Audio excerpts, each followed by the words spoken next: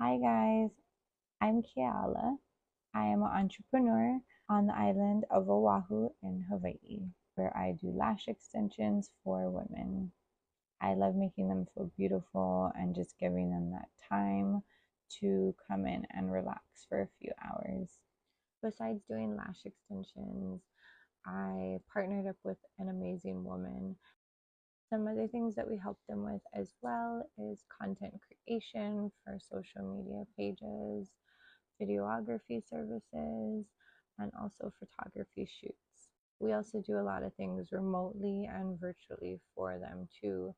And we just want to make it easier for them. We really love connecting with other businesses and helping them grow on social media platforms. Social media is a powerful tool, and we aim to make it accessible for those who lack time or expertise. Get ready for an exciting conversation on the Todd Atkins Show. It was nice to meet everybody.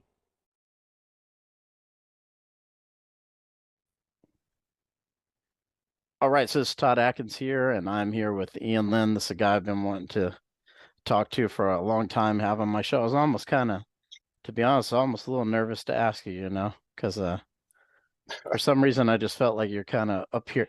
It's funny, Michael Sy was one of, when I got out of the military, I didn't go to college until a bit later after I got out of the military, so I was older.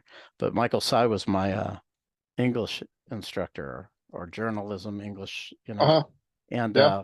I was talking to him. I did an interview with him, just a, recording for a class or whatever. And we were talking about different kinds of media, and he specifically mentioned you. And that's the first time I'd ever heard of you. And I was like, who's that? And he's like, oh, he's got a blog. You should go read it. He can go way deep into stories, unlike we can, because if you're in the paper or on the news, you can only do so much. This guy can do whatever he wants, you know? I was like, all right. So that was That years ago. That was like 2010, maybe. okay. Okay. All So right. I've So, been doing this. I've been doing this since I got laid off by the Honolulu Star Bulletin back in 2001, and I'd actually been blogging because there was a period where they were trying to close our paper, which was part of a joint operating agreement with a Gannett paper in Honolulu. So they wanted to get our paper out of the way so that Gannett would have a lock on the whole market. In the process, though, the Star Bulletin didn't die, but my job did. So I've been freelancing and doing odd jobs and enjoying the freedom to not have to explain to an editor why I'm taking so much time and so many resources to dig into these stories. And it's allowed me to do reporting that nobody else can do at this point, at least here in the Honolulu market. There's no media able to dive in with both feet and stay there over time. And that's what I've been able to do with this case of Mike Miske and his alleged racketeering conspiracy. well, tell me a little bit, since you mentioned that, tell me a little bit about the feeling of being laid off, because you've been doing it a long time. Maybe what did you feel initially when that happened? Oh, I felt like, well, I was new to reporting, right? I'd come in midlife, I made it up. I had worked in politics before. I was a peace activist. I did different things, and I I worked for a while with someone we knew before who ran for the city council. He won. I ran his office as a senior advisor, and then a couple of years later, he decided to run for Congress, and he ran and won. So he went off to Washington, and I was at loose ends again. But getting laid off by the paper, I felt like, oh my God, what do you do? You know, journalism kind of wrecks you because as an investigative reporter, your instinct is question everything, right? The classic phrases, your mother says she loves you, better check it out. And that's when you aren't in that kind of job, that's kind of a tough attitude to have. And so I struggle with what do you do when you're an ex investigative reporter, but you can't shake that mindset. In my case, I was lucky. I'm married to a professor, and so the economic pressures weren't as great as they would otherwise have been. So I've been lucky, and I've been able to keep doing it. And for the last 5 years, I've been following this case, even before the charges were filed. So it's been quite a ride. Now, I want to ask you about your blog, the island.net. I want to ask you, like, when do you remember when you first had the idea to do it? Do you know what year it was or? Oh yeah, I want to know exactly. Um, I'll backstep a little bit. I was at the Star Bulletin when they announced we're going to close in 60 days. I said, shit, what do you do? 60 days?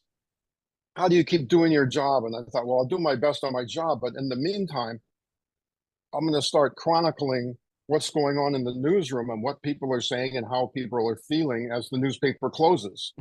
Well, it turned out there was a lawsuit. The newspaper didn't close then. It dragged on for 18 months.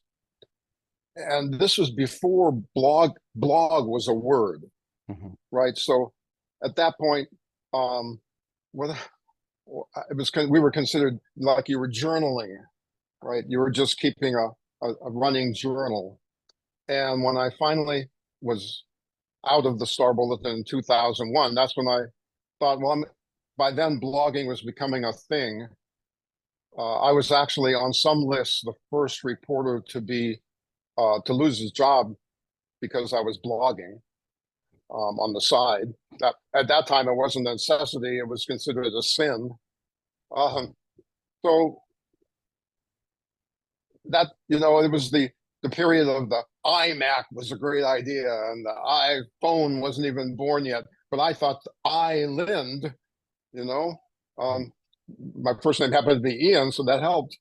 Island became my website and a blog, and I just started blogging about walking on the beach in the morning, seeing the neighborhood dogs, the cats we have, and then local politics and media. And it's kind of evolved as I've gotten older and gotten into different things. But I still try and get there to the blog, not every day anymore, but almost every day.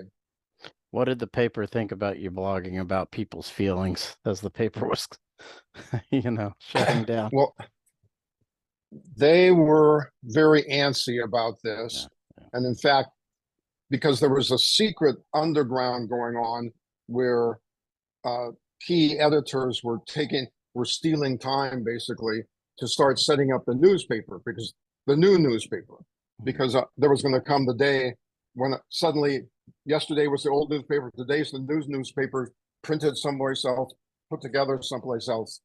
And they thought that by writing about it, I was endangering their jobs, right? We thought, well, we're all going to lose our jobs if this doesn't happen. But so one editor pulled me aside and told me, listen, we really want you to stop doing this. So I did. And the next morning I typed out, blog for the day. I'm going to have to stop this because I've been told this is dangerous. Well, by the time I got into the newsroom, I had been summoned sometime before up to the publisher's office, where I found the publisher's attorney and three of our top editors sitting there on the couch looking grim. And they asked me to explain who told me I shouldn't do this anymore. And I just said, I told them that wasn't my job. They'll, they have other means of finding that out. So we talked for a while and I was sent off. But before I was sent off, the publisher, now this was the publisher of the paper that's now going to die, said, we have no objection to you blogging. We're in favor of free speech. And so, you go right ahead as far as we're concerned. And I tried to ask the editor who told me, what should we do? I don't know what to do. And he denied he ever said anything, denied the whole works. And that pissed me off. So I said, I'm going to just start up again. And made me feel good, but not and several months later when I walked out the door for the last time. Anyway, it probably wasn't the most rational thing for me to do at that time. Now, before we get in this Miske case, I know you've covered a lot of stuff on your site. Maybe Yeah. talk about some of the bigger things, maybe as far as like readership or feedback or response or whatever controversy that you've covered, you think? Just a You few mean that this has caused, or other things I've worked on? things you've worked on your site that you think have got the most. Oh, well, every time I dig into a local case like this that involves apparent corruption, people enjoy that. People enjoy debates about the state of the media.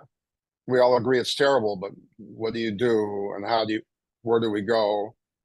Um, but the day, the blog post I made on the day that Mike Miske and his co-defendants were all swept up in this series of raids, that turns out to be the the top post ever according to my site stats, with like 40,000 page views that day, which is usually I may get 2 or 3,000, but 40,000 is unheard of.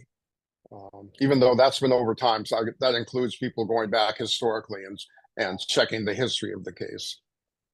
So it even But people, eclipses like the mailbox stuff with the KLOS. yeah, yeah, Oh, it's yeah. interesting.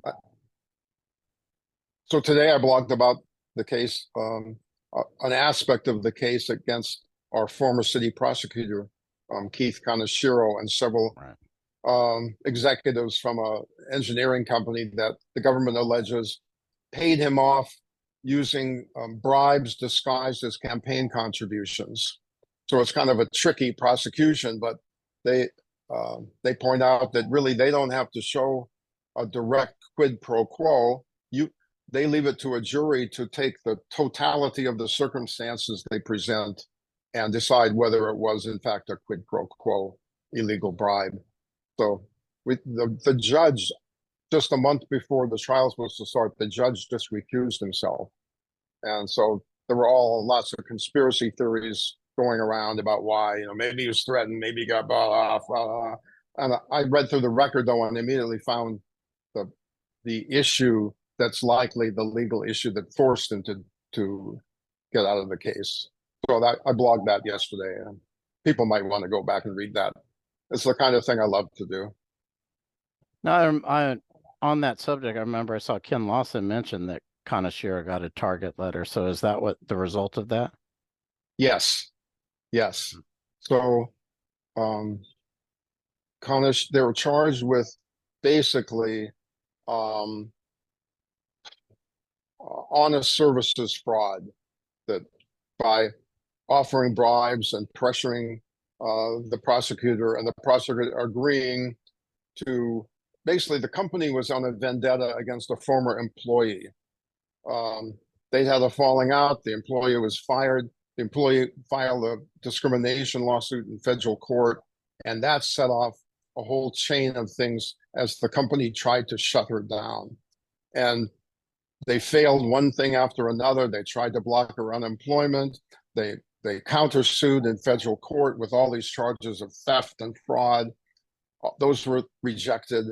And eventually, they, even after those claims were rejected by several administrative reviews and court decisions, they went to the prosecutor and tried and encouraged him, giving him the background that had already been rejected several times, and convincing him, providing him campaign contributions along the way, to file criminal charges against this woman. And that's what he did. Um, Eventually, they were thrown out too, and then this prosecution came along. Yeah, it's crazy because you got Katherine Koo, Keith Kaneshiro. Yeah, They're all it is going crazy. down pretty much. Yeah, yeah. Now, I kind of want to get into the Miske case because I know that's kind of where I drew some attention covering some of that. And obviously, you have covering much more in depth than I have. I was just kind of picking out certain people that were kind of tied to the MMA world at first. Mm-hmm. Yeah. But, I kind of wanted to let you kind of give an overview of what's kind of happened maybe over the last few months, or what you think is important that's happened? Well, the major thing that's happened is um, basically Mike Miske, who ran a series of businesses, and the government alleges that either behind the screen of those businesses or using those businesses ran a racketeering enterprise involved in a whole lot of different things. He was charged along with 12 people, originally 10 people. They added two more defendants, so 12 co-defendants. Um, on Monday, which was the day scheduled for opening arguments in the trial, the last of those 12 defendants pleaded guilty. So the last one was his half brother, John Stansel. In addition to those, there are at least at least eight others who were actively involved at one level or another. Some very central and very close to Miske, who also have pled out, although they were charged separately. Some of those are, Jacob Smith and his former bookkeeper, a cousin who he got involved with, got her to agree to help release a dangerous chemical in a nightclub that was a rival to his nightclub. Just a lot of things. So there's 12, at least 20 people who have pleaded guilty, who were part of this, and almost all of those are cooperating with the government and are expected to testify. So that's huge. Miske goes to court instead of among a dozen others, he's there alone. That must be a tough feeling. Now, I want to ask you specifically about like Stansel and I think Dian Moon. These guys got deals where they wouldn't have to cooperate. In your opinion, how did they manage that? Because usually cooperation is baked into this. Why did the Right. government feel they didn't want their crop or didn't need it? I think primarily, it's because they have other people who are already covering those things. That at least in the case of Jaron Young, was kind of a bit player in the Miske scheme. Dian Moon was the youngest and may already have cooperated, but wasn't required to agree to testify. Oh. So Stansel, they probably just thought it'll be much easier to prosecute the case with him out of the way and only having to deal with one defendant. That I'm sure that makes it much simpler. So I think I'm pretty confident that they have more than enough evidence, and their problem really is to reduce that evidence down to what can be presented. Even though they've predicted in the past this case could run 6 to 8 months of trial. It'd probably be shorter now that it's a single defendant, but still, it's going painfully slowly in the first week of testimony. Live to Fight Design is a fighter and gym banner company in Iowa that is owned by Sean Clemens. If you're a fighter or a gym owner that is interested in ordering a banner, you can reach Sean Clemens on Instagram at Live to Fight Design. If you use Todd's promo code Todd Atkins, you will get $20 off of your order. Now, have you gotten any kind of background on what some of that testimony's been? Well, they have started with count. I don't remember what the count. I think it's count 11, a conspiracy to commit kidnapping, and in the middle of this charge is Preston Kimoto, who was a manager for Kama'aina Termite and later for Oahu Termite after Miske took that company over. And Preston Kimoto's been on the stand for a couple of days now, and he has basically admitted, yeah, he knew this woman whose father lost money in a business deal. I was able to go back through business records and court records and identify company. The person who lost money was an investor in a company called Atlas Steel. And Atlas Steel was formed here in Hawaii about 2001, around there, to make light gauge steel for housing projects. So your house would not have termites if the beams are all made of steel.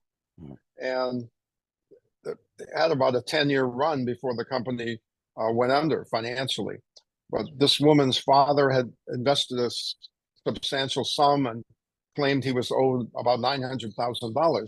His friend was the president of the company and a CPA, and the guy who lost the money believed his friend had siphoned that money off. So his daughter approached Preston Kimoto, said, "You anybody who can help us, like convince this guy to give the money back?" Assuming that there was money to give back. Preston Kimoto then admits that he took that information to Mike Miske and asked him, "Hey, Mike, can you go talk to these people?" And he gave him their contact information. He claims he didn't know what happened until one afternoon he discovered that two people, one very close to Miske, had kidnapped the guy, put a bag on his head, beat the crap out of him, drove him around Honolulu for a number of hours, threatening him, "Give us the money or else." And the guy kept saying he didn't have any money. The gun is gone. The company's bankrupt, blah, blah, blah.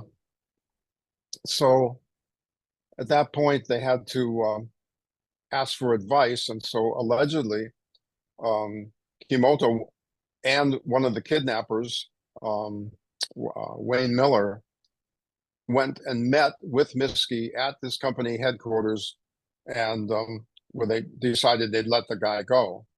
But before they let the guy go, Preston Kimoto went back and talked to his friend, and she said, "Well, according to his testimony, well, can you just kill him?" And Kimoto says he went back and asked Mike, she says she wants, how much would it cost to kill him? And Miske said, no. If we did that, we'd have to kill other people, who know about it. So that was abandoned. But he then, this again, according to Preston Kimoto's testimony, they demanded 10% of the amount that the father thought he had lost and was trying to get back. So that was $90,000. Miske wanted 10% payment for the attempt to do it, $90,000. And allegedly that was paid by the family over the next several months. So that's the first the week of testimony, really. And now they're going back and forth looking at with cross-examination, and we'll have to see how that works out. And the family get caught up in this too, right? The family that paid for it. Yeah. I expect there'll be witnesses. They're on the witness list. When the case actually goes to trial, or would that be part of preliminary too? Well, no, it's in trial now. I mean, this is the case that's going on. So at some point they're going to be called as witnesses about these same circumstances. Oh, the kidnapping trial. You're right. The kidnap trial. Yeah. Yeah. Well, I get them mixed up in my head. The Miske trial is what I was talking. So, but they all kind of tie in. So in a way, Miske's kind of being tried right now, sort of. Yeah. To some extent. Yeah. Mm-hmm. They're all, there were still many street rumors that Miske and the former deputy prosecutor, Katherine Koo, who was married to the police chief, who are both now serving prison terms for various forms of corruption, that she and Miske had some kind of a thing. I don't know if that's true. I've never found documentation that goes that way, but when there's that much on the street, you got to think there's something there.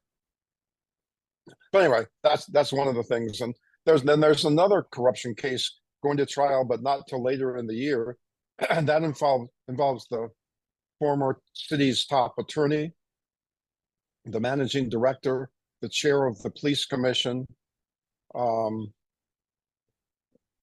Leon, Police Commission, and they're charged with illegally obtaining, excuse me, obtaining money from the city to basically to pay off the police chief to retire and not make a fuss.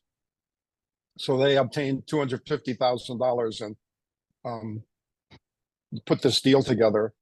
And the feds say, well, in order to do that, they had to violate various statutes or ordinances on how the budgets are put together. And they didn't know they were being recorded by the acting police chief who opposed this deal, and his recordings, transcripts of those recordings have just become available after litigation. So it's getting very juicy, and that trial's still 10 months off. Yeah, and I wanted to ask you, like, who do you think of all these people have been rounded up, who do you think is probably like maybe the most important key witnesses, you would say? Oh, that's pretty clear. Jacob Smith, Wayne Miller,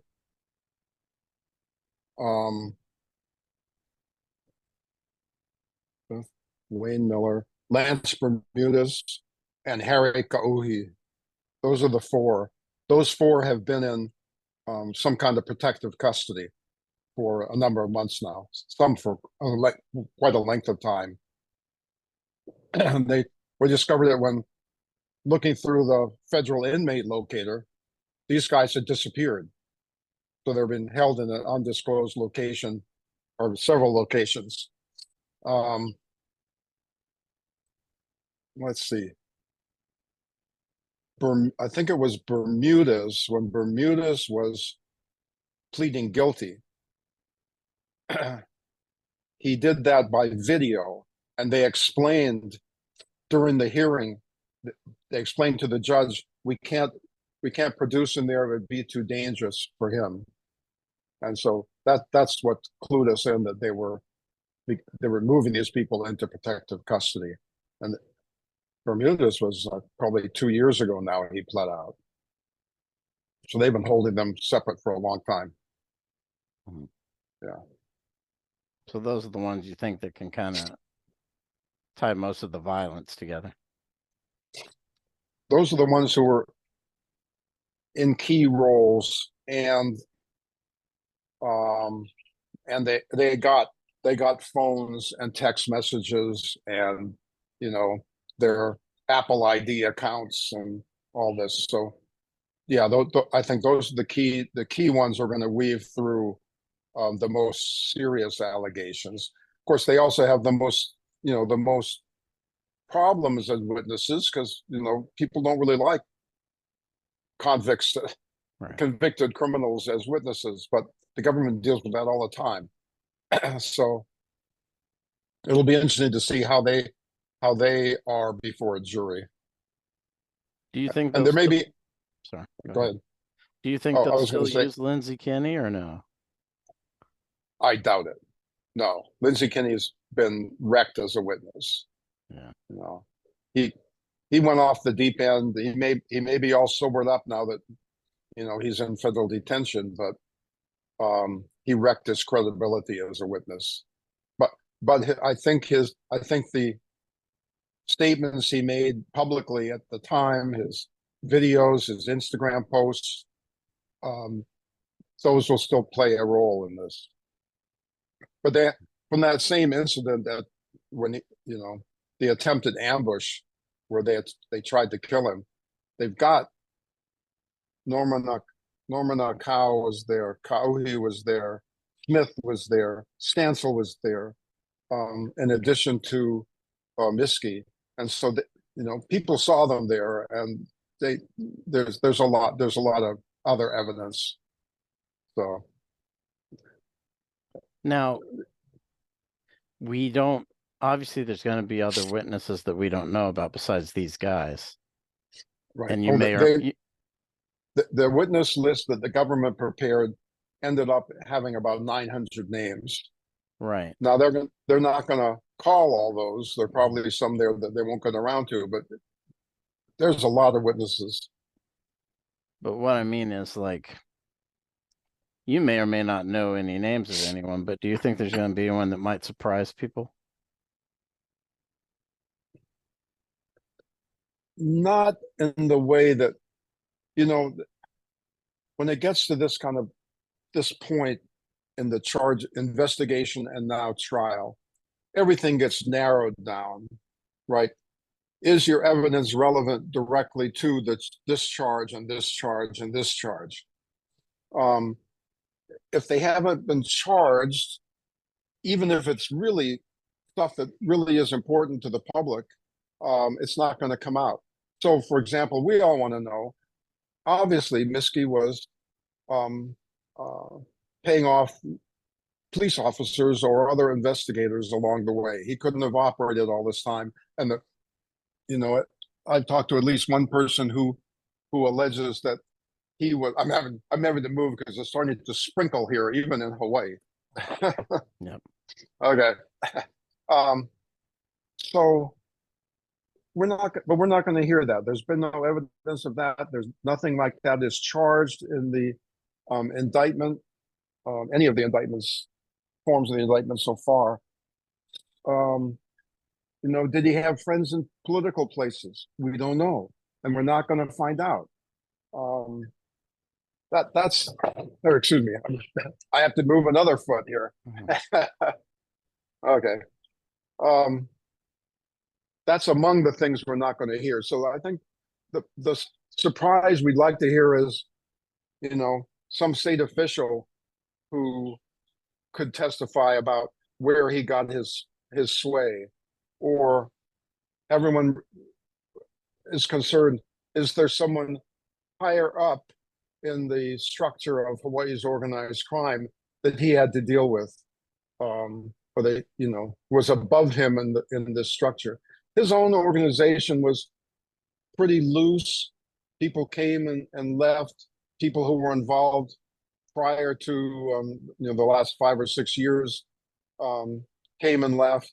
He depended on different people in each period of time. The crimes even changed along the way, but the thing that was the thing the government says was maintained throughout was that people who came in and took part in this organization knew what they were doing, knew what the Miske organization was capable of and what it had done in the past.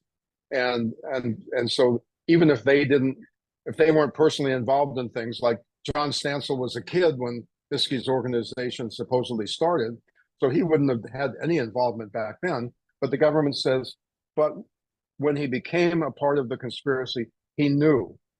It was a knowing choice.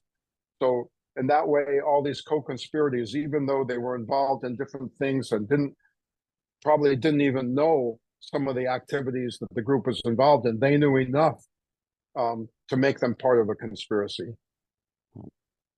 Yeah. So it's why do you think he?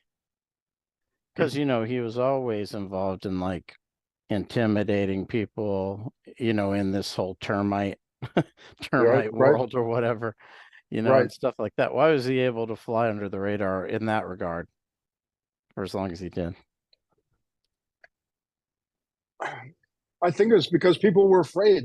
People knew his reputation and were afraid, um, uh, intimidated, and weren't willing to come forward.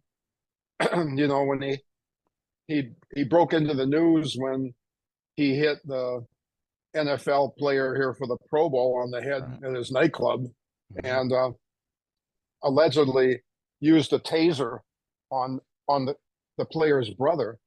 Um, they declined to come back to Hawaii to testify in this trial that was on charges of felony assault. So you go through the court records. A number of cases came to court in which Mike was accused of this or that, abuse of a family member. People got TROs against him. president of other companies said they were threatened. But when it got down to it, people didn't show up in court. So many of the cases were dismissed because complaining witness can't be found. When I, apart from reading about the nightclub attacks, which were 10 years ago now, the first time I got involved in actually looking at Mike Miske's case was when he wrapped the lights around a tree near his home in Hawaii Kai, in East Honolulu, and did it without a permit the first year, and then so it got taken down pretty quickly. The second year, he used his political clout and his friend's political clout to try and get the city to give him a permit, and was in that process I started getting calls from neighborhood activists out there in the area, asking me what was going, telling me what was going on, and asking me to dig into it. Uniformly, when I started making calls, and even these people who told me this, oh, don't use my name. This guy's dangerous. This guy's violent. And his girlfriend was married to the chief of police, and blah blah blah. Everybody said that. Wow. It made digging into that case difficult. And that probably explained why the city ultimately did give him kind of an experimental permit that had never been given before, over the objections of the Parks Department, which said it would harm the trees, open the gates for everybody to do this. Lots of reasons not to do it, but in the end, they basically twisted arms behind the scenes in the city council to make this happen for him. So that's when I first learned about it, and then learned about his reputation. It preceded him for sure. Yeah, and that's one thing. Like, if so many people are saying that, like, Katherine Koo had some sort of tie to him, yeah, there's no chance that she's going to be brought to say anything. No. Yeah. No. My suspicion is that if he had a relationship with her of some kind, it was much earlier in her career, either when she was in private practice or was a young prosecutor.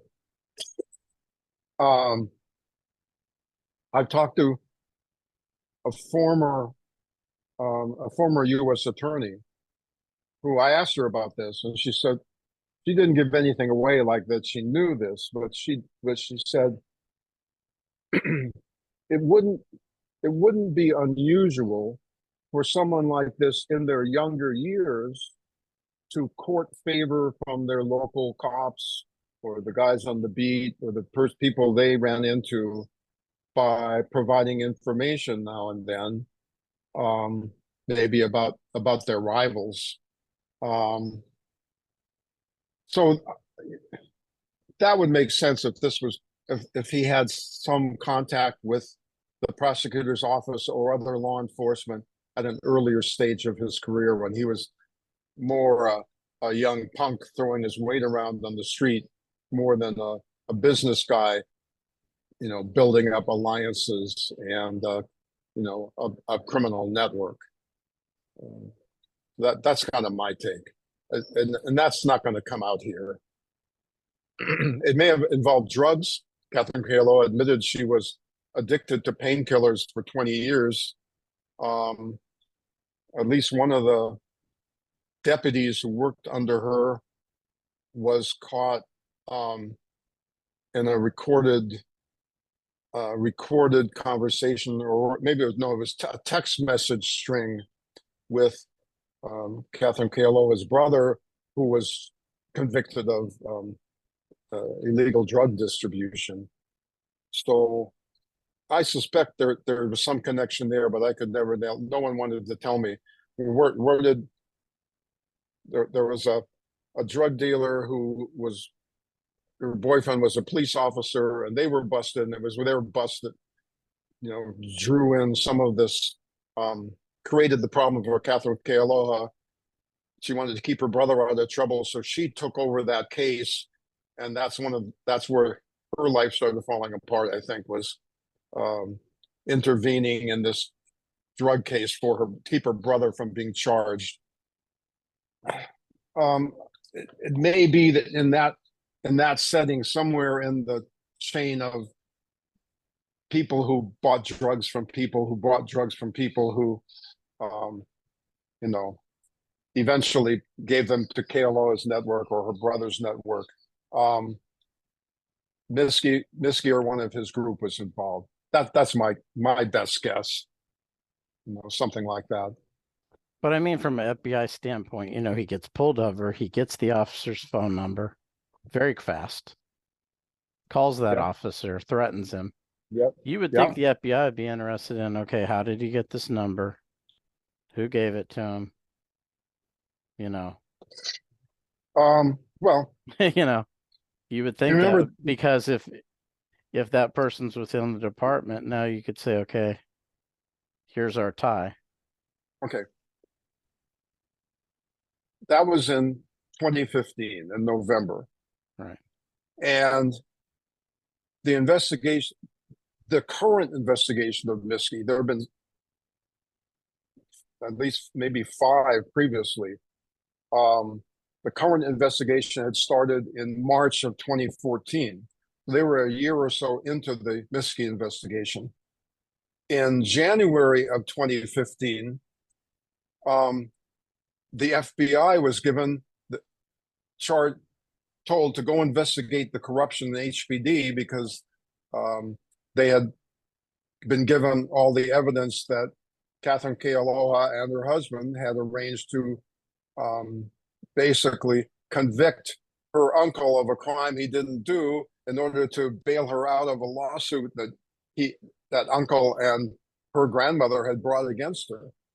So the HPD would normally, in the case of investigating something like Miske, they use these teams that include federal agents and local police on these task force teams.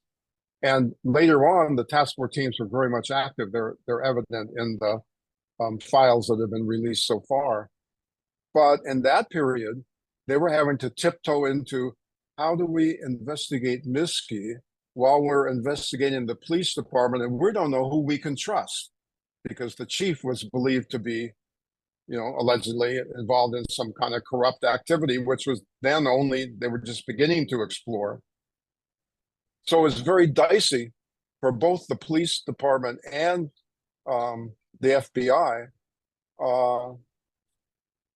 to take a situation like that and explore it at that moment when everything was unclear and they had these parallel and conflicting investigations going on. So, and the sergeant, so the direct supervisor of the officer who made that traffic stop, he ended up he was cooperating with the FBI secretly, and he then took part in arresting Miske for that same traffic crime, this petty traffic crime. Then they go to his house and arrest him. And the thing about that was on the same day of the arrest, the FBI got a search warrant approved in court to take Miske's cell phone at the time of his arrest and get basic information off of it enough to allow them to know the phone number, go to the cell phone provider, and get the rest of his data. So it was an important thing. No one knew about it. That search warrant was secret until the time of Miske's arrest. 5 years later. Mm-hmm. So that it tells you how awkward it was and how uncomfortable for all those involved, including it within HPD. Right, because you think he probably made some calls. Oh, before he called Spicer, who was the officer that he threatened. Right. I would assume Right. he made some calls to get that number. Yeah. And the FBI probably knows who he called.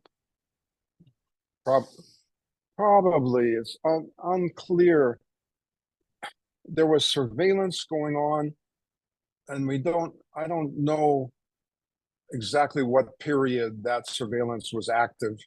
It was still in the preliminary stage, as I understand it, at that time. They were still mapping out the acquaintances of different characters in this, different suspects, and where they lived, who they hung out with, what their routines were. Um, so whether he was under real surveillance at that point, we don't really know. Yeah, it's going to come out. Much of that will come out in this trial. Because we don't know how far back the phone records go, is what I mean. Because they probably have numbers that he called. Yeah, depending on well, how far back they have data. He used the problem they were having was he used burner phones, which he switched out every couple of months, and so they know what phone he was using in September because someone else told them, but in November they weren't sure he was using that phone, and phone records often showed by then he was off to somebody else, and so the ability to grab his phone when he was arrested for this petty crime, he was in custody for an hour and a half maybe, but in that time they got off the basic info. Now they knew an active phone current at the time and went after those data. And that was kind of a big break in the case in my view, although it hasn't been described that way by others yet. Line shopping for the best odds matters, and that is why any profitable sports bettor needs to be using multiple sports books. Thankfully, there has never been a better time to get signed up, and they are here to connect you with the best promotions industry-wide. Using their link, signupexpert.com-TAS, you can get access to all the sportsbooks in your region, along with a review of each platform and its unique features. Most importantly, this page automatically connects you to the top promotions at each book, allowing you to start line shopping with an enhanced.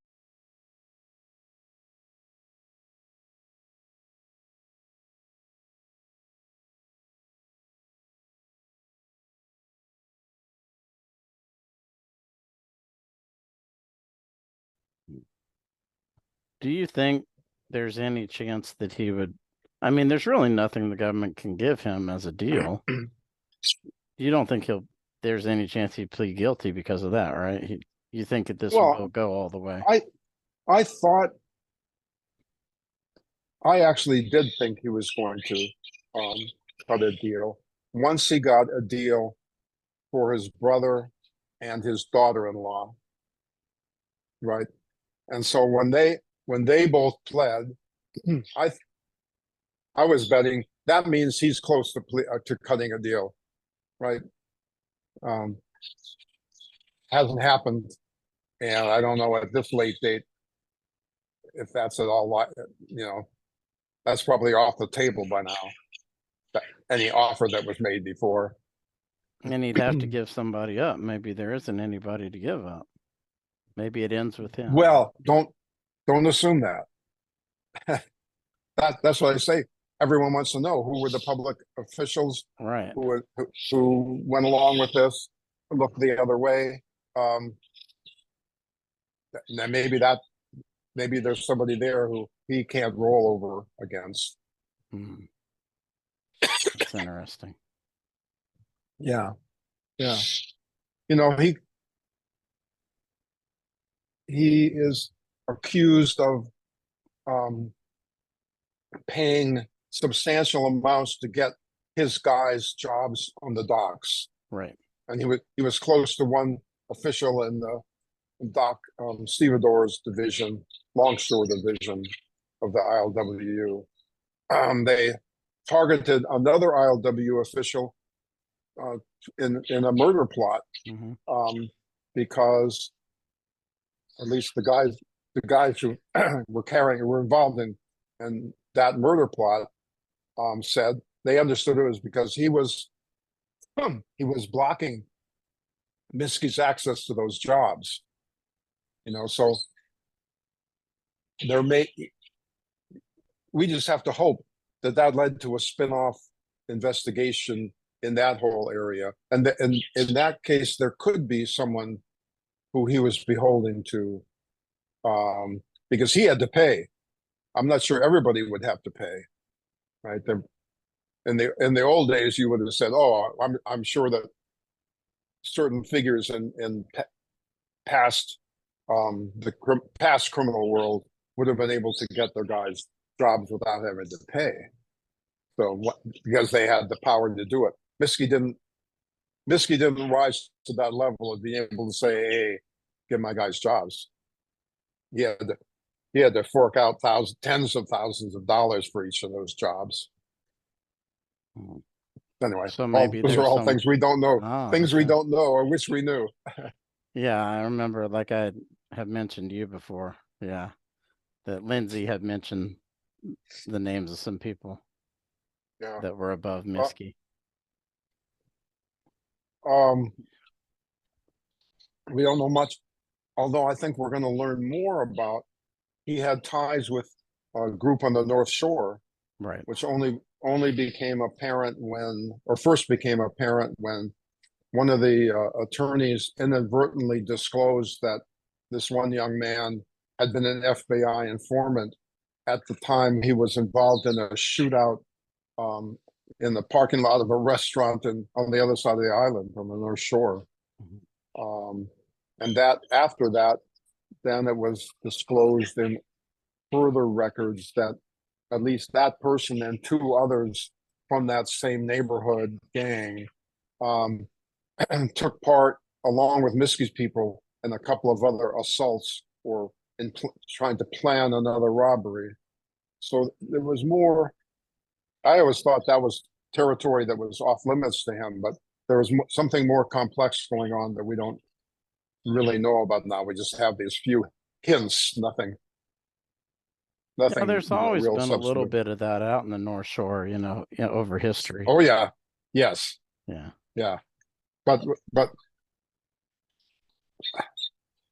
only recently did I come across Instagram posts by one of the players in that group um, talking about teaming up with Miske. So a picture of a group of guys, including from both Miske's group and this North Shore group, with the hashtags, you know, East West Connect, East Side, North Shore, South Shore, you know. Uh, yeah, it became clear that at some point they were forging this alliance, and whether that was short lived or not, we don't know. What do you think because you've been doing all this, reporting, investigation, and you don't need to name anything, but maybe something that you think that might, or maybe something that we don't know, or something that might come out next, you know. Oh, well, as I say, I was okay. There was one of the things that came out was the youngest of the defendants, Dian Moon, when he was being held in I think that was in state facility. He he called Jake Smith, who was in federal detention. Smith arranged through another inmate who had a girlfriend who was an adult correctional officer, who went to meet with um, one of Smith's dealers, picked up drugs, and then delivered them for Dian Moon. And that's been described now in various search warrants and other documents that have been made public. Um, whether there have been a couple of arrests, the woman involved in that has not been charged, as far as I can tell. Mhm. Um, there have been other people charged with, contraband, bringing in contraband. So there could be a broader investigation built there. There could be more investigation from the docks. We know there's been discussion of an ongoing investigation of the state legislature or certain state legislators. Those are all yet to come. But they have these three big trials this year, right? This one, the prosecutor and the managing director and chief counsel. Those big trials are going to keep this crew busy. You know, they're all big cases with a lot to lose if the government, screws it up. They also allow them work for the Teamsters as well. So going back, Miske was apparently targeted in a series of investigations. He wasn't necessarily the target. In fact, for the early ones, he was way down the list as a potential target. One investigation was started in the late 98 or 99, and that was a organized crime drug enforcement task force. And they went after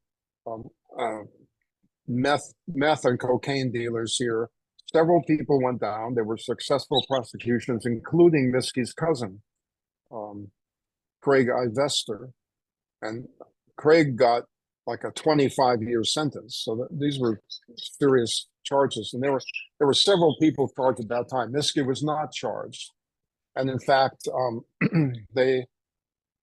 one of the people who was charged agreed to cooperate and arranged several times to approach Miske to buy drugs or to sell drugs to him, and they never succeeded in getting any incriminating statements recorded or even reported by this other person. That was one. Then in 2006, I think it was about 2006, there was a labor racketeering investigation that it was of the Teamsters in the film industry. Mm-hmm. Miske was mentioned in that, again, although not at the center of it, because he had a drug connection to one of the key people in the film industry. That one didn't produce anything on Miske. Then there was another drug investigation starting in 2008. His termite dealings were investigated in 2009 and 2010, which led to EPA fines and some tax problems for him. And then he had purchased a long line fishing boat, tuna boat, around 2010, and sometime pretty early on. When was that? Before too much time went by, the feds boarded the Rachel. Name was the Rachel. Boarded the Rachel when they got to Honolulu. They searched it. They'd been tracking it at sea. The Coast Guard had been tracking it because of reports that they were landing in Mexico or Southern California and bringing drugs back to Honolulu. But despite that, despite having conducted this raid and boarding the boat and searching it, no drugs were found apparently, and nothing further happened with that. And then came the current investigation, which started in 2014. So it's been a long haul of a number of investigations, and evidence is being used now. Some of it dates all the way back to the late 1990s when Miske was just a kid and just getting started in his criminal career. Right. Yeah, it's going to be a wild time for you with all these big trials coming up. It's terrible because, basically I'm retired, right? Which gives me the luxury to spend a lot of time that I couldn't do if someone else was paying my bills. So it's very frustrating having to, at this point, rely on other people to report on the trials. Eventually, I'm hoping that at least key testimony, I'll be able to get transcripts of the key players and how their testimony went. But I'm not in the position. My wife would kill me if I said I was going to the trial every day. Yeah, So, is that something where people can go to that, or is it just select people? no, it's wide open. In fact, very few people are going. The it's sparsely attended, surprisingly, including the days I've been there. I was there 2 days this week, and the media presence was light. Um, the there was hardly anyone from the general public there. I could pretty much identify almost everyone. I think the one in January, though, that might change. Don't you think? We'll see. I mean, people in Hawaii have to work hard. They, Yeah, a yeah, lot of them are at yeah, work. yeah, Mhm. yeah. Well, I kind of thought the way people react to my blog that there would be more people just going for, the lurid interest in what's going on. And you have to say, it's much more exciting to read about this than it is to sit in the court as they plod through establishing credentials of each witness. Well, police officer so and so. How long have you been a police officer? What was your training? Do you have any special certificates? Yes. Oh, where were those? Where were those obtained? What kind of cases do you do? What kind of cases have you done in the past? I want you. Oh, so you process some fingerprints in this case. So, what's your protocols? How do you do that generally? And then in this case, how did you do it? And what came first and what came second? And what did, Yeah. it's just like, ah, you know, um, and that's the problem prosecutors are going to have in this case.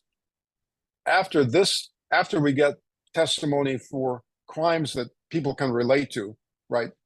Um, beat up a guy who runs a rival nightclub, and he's described as coming out of the office with his face looking like hamburger. Okay, and Jake Smith was in the office with Miske when this happened. Um, After you finish that, there's going to be weeks or months of tax records, business records, contracts. Um, the, it's just going to be a very difficult um, job to keep the jury involved without just gloss being glassy eyed. Oh, what the hell, Mhm. So it's not going to be an easy case, although it should be a slam dunk, but it's not going to be easy. You know, obviously, I discussed some things about MMA's ties to this case, and I know like the competitive sport of that in Hawaii has dipped significantly over the years. Um, but since there are some ties to this, do you think that's going to further impact them, that industry, or what's left of it? I would say. I don't know. I don't know. We'll have to wait and see whether that's considered a factor that they'll highlight or not. I don't know. Because that industry's been hurting a lot for a number of reasons.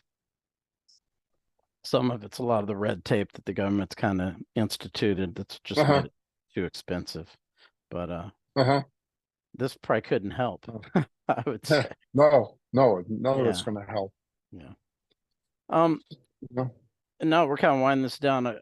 Talk a little bit more about your blog where people can find it, people can come read this stuff. I mean, people in Hawaii know about it, but other people that don't, that want to follow this case, because you're the guy that's really. Well, my blog is easy to find. Island, not island like a tropical island, but Lind, Lind, .net. Although I think .com might work and forward you over there. I can't remember if I've kept that backdoor link open or not. And I've been writing for Civil Beat about the Miske case in particular, and they maintain a separate category for the Miske organized crime case. I've probably written close to 50 articles over the last several years for them, and another, 100 at least blog posts over the same period. Just takes, way too much for anybody to read, but you might pick and choose and find a few things to be interested in. And if you like dogs, I do also post dog pictures and pictures of our cats every Feline Friday. Every Friday is Feline Friday on my blog. Yeah, well, yeah, I appreciate you taking the time to do this. Is all, like I said, I always wanted to interview you, and Yeah, well, listen, you got some of those early interviews with guys that no one else could talk to. all So right, all you did right, a good job. yeah. And I think We my all wife appreciate that. I think my wife just set off the smoke alarm. I don't know if you can hear it, but but All right. yeah, I she's guess got that's a it. She got sign. it to go off now, but yeah, she's cooking some stuff for friends or whatever. But I really appreciate you taking time to do this. Like I said before, I've always wanted to talk to you because obviously I've known your name for many years. Mike Sight spoke real highly of you, about kind of your ability Right, to, right. and so when yeah, it's been interesting to be able to talk to you and to Well, this have is you on great. the show is like an honor. I'll see what kind of feedback you get. Yes, sir. Well, as always, I appreciate it, and it's great Okay, talking to you, and love to have you back on, maybe like further down the case, maybe when it's sounds good. Sounds all good. right, sir. Well, it's great All right, talking to you, Todd. and take care. Until next time, everybody, appreciate checking out the episode, and till next one, take care.